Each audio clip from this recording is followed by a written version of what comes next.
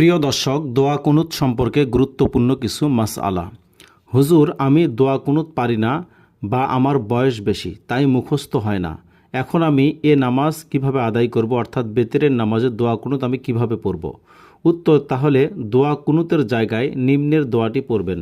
রব্বানা জলামনা আনফুসানা ওয়া ইল্লাম তাগফির লানা ওয়া তারহামনা লানাকুনান্না মিনাল খাসিরিন। বাংলা উচ্চারণ, রব্বানা জলামনা আনফুসানা ওয়া ইল্লাম তাগফির লানা ওয়া তারহামনা লানাকুনান্না মিনাল খাসিরিন।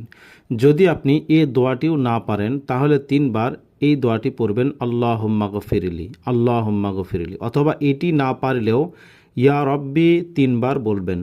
আহসানুল ফতোয়ার মধ্যে এই মাসআলাটি বলা হয়েছে। তবে এই নিয়মটি শুধুমাত্র তাদের জন্য যারা দোয়া কুনুত পারেন না, তাদের জন্য।